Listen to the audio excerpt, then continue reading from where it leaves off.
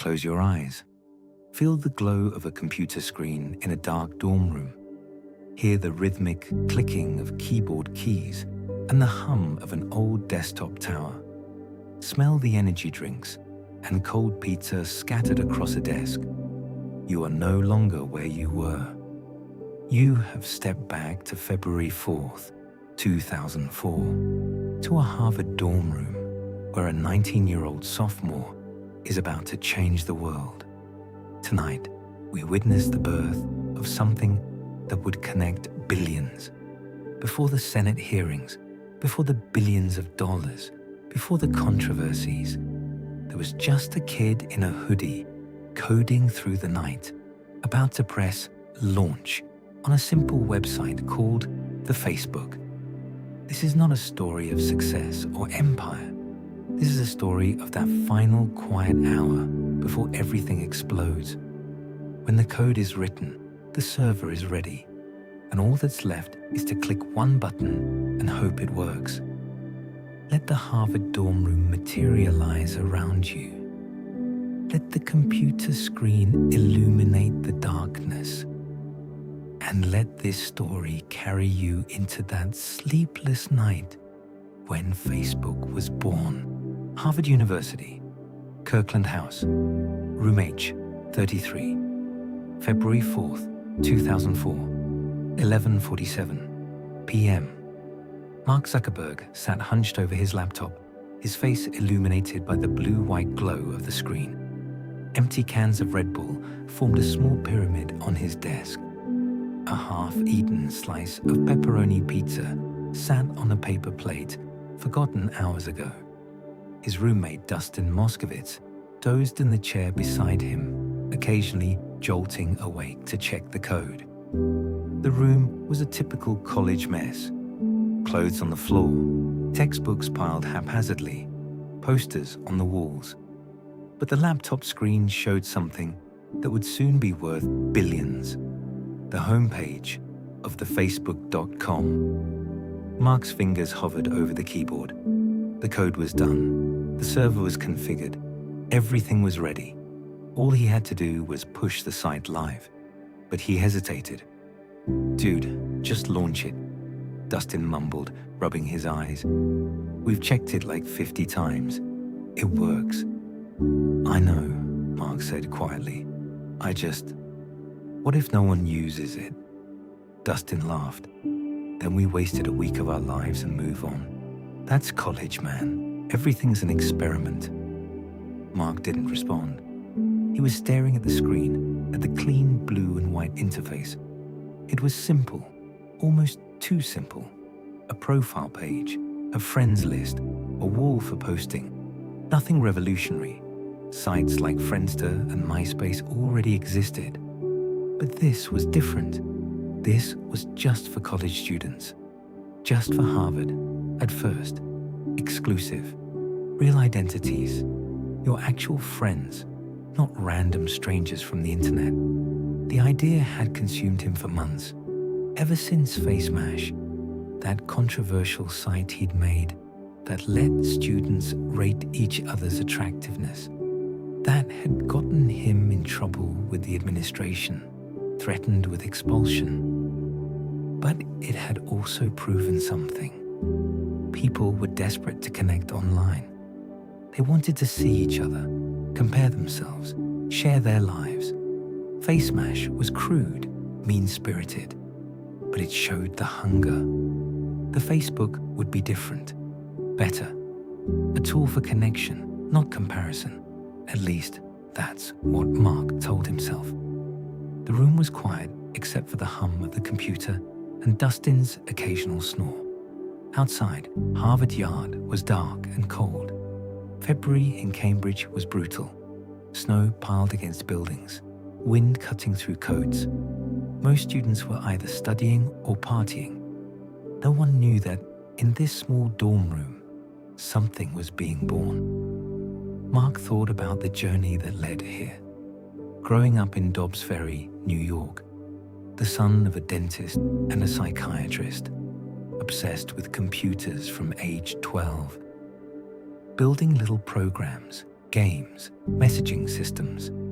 His father had hired a software developer to tutor him. The computer prodigy, they called him. At Phillips Exeter Academy, he'd created Synapse, a music player that learned your preferences using artificial intelligence. Microsoft and AOL had wanted to buy it. He was 17 years old. They offered him a job, $1 million. He turned them down. He wanted to go to college, to learn, to build something bigger. Now, at Harvard, he was known as that computer science kid. Brilliant, but socially awkward. The guy who showed up to class in a hoodie and sandals even in winter, who could code for 36 hours straight, but struggled to make small talk. His girlfriend, Priscilla, had been patient with him. They'd met at a frat party. Awkward introduction, unexpected connection. She was pre-med, serious, grounded. She didn't understand his obsession with coding, but accepted it. They'd had dinner earlier tonight. She'd kissed him goodbye, told him not to stay up too late. He'd lied and said he wouldn't. Mark glanced at the clock. 11:52 p.m. In 8 minutes, it would be February 5th, a new day. Maybe the day everything changed, or maybe just another Thursday. "You're overthinking this," Dustin said, now fully awake. "It's a college website. If it sucks, we'll fix it. If it's good, people will use it. Either way, we need to sleep at some point." "You go ahead," Mark said. "I'll launch it and then crash." "You sure?" "Yeah, go." Dustin stood, stretched, and shuffled toward his bedroom. "Don't forget to actually press the button, Zuck. Otherwise, this was a really boring all-nighter." The door closed. Mark was alone. He pulled up the admin panel. One click. That's all it would take. The site would go live on Harvard's network. Students could start creating profiles, uploading photos, adding friends, and then what? Mark's mind raced with possibilities. If it worked at Harvard, they could expand to other schools. Yale, Columbia, Stanford, every college in America. Millions of students connecting, sharing, building their digital identities. But that was fantasy. Right now, it was just code on the server, waiting. The cursor blinked on the screen. Deploy. Yes or no? Mark thought about the alternatives. He could finish his degree, get a job at Microsoft or Google, make a good salary, live a comfortable life. His parents would be proud, safe, predictable. Or he could take this weird little college project and see where it went. Risk embarrassment, risk failure, risk people thinking he'd wasted his talent on something stupid. But then again, what was the worst that could happen? It fails, and he learns from it. Isn't that what college is for? Mark had never been afraid of failure. At Exeter, he'd built projects that crashed. At Harvard, Face Mash had blown up in his face. But each failure taught him something. Face Mash taught him that people craved connection, but needed boundaries. That anonymity bred cruelty. That real identities, your actual name, your actual face, created accountability. The Facebook had rules. Real names only, real photos. You couldn't hide behind a fake persona. This was you, digitally honest. Would people want that? Or would they prefer the masks of MySpace, the anonymity of forums? Mark didn't know, but he was about to find out. The clock hit midnight. February 5th, 2004. Mark took a breath. His finger moved to the trackpad, hovered over deploy. In his mind, he saw two futures branching out. In one, nothing happened. The site launched, a few people signed up out of curiosity. It fizzled out. He'd be embarrassed for a week, then move on. In the other future, something else, something he couldn't quite imagine yet. "Screw it," Mark whispered. He clicked. The screen refreshed. A loading bar appeared.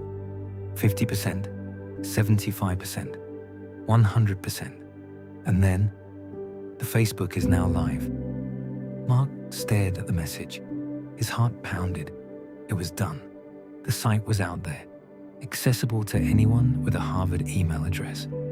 He opened a browser and typed thefacebook.com. The homepage loaded. Clean, simple, blue and white. "Welcome to the Facebook." The Facebook is an online directory that connects people through social networks at colleges. Below that, a login box. And below that, you must have a harvard.edu email address to register. It was real. It existed, not just on his laptop, but out in the world. Mark felt a strange mix of excitement and terror. What had he just done? 15,000 character break, ending soon. He created his own profile, uploaded a photo, him in his hoodie, looking vaguely awkward, listed his interests. Openness, making things that help people connect. Profile complete. He was the first user of the Facebook. Now what? Mark sat back in his chair. The room was silent. Outside, Harvard slept. Somewhere in the building, students were cramming for exams, writing papers, having late-night philosophical debates. Normal college life. But in this room, something had shifted. The internet had just gotten a little bit different. Most people wouldn't notice for months, years even. But Mark knew. He felt it, that electric sensation of creating something that might matter. His phone buzzed, a text from Eduardo Saverin, his friend who'd helped fund the server costs. "Did you launch it?" Mark typed back. "Yeah, just now." "Dude, congrats. Let's see if anyone signs up, LOL." "Yeah, guess we'll find out tomorrow." Mark set the phone down. His eyes burned from staring at the screen for hours. His back ached from hunching over the laptop. He was exhausted, but he couldn't sleep yet. He refreshed the user count page. Still just him. Refreshed again. Still just him. This was going to be a long night. Mark stood and walked to the window. Outside, snow fell gently on Harvard Yard. The old brick building stood timeless and imposing. Generations of students had walked these paths, studied in these rooms, launched their futures from this place. And now, maybe, one more. Or maybe not. Maybe the Facebook would be forgotten by next week, but at least he'd tried. At least he'd built something. Mark returned to his laptop, refreshed the page one more time. 2 users. Within a year, the Facebook would expand to other schools. With I.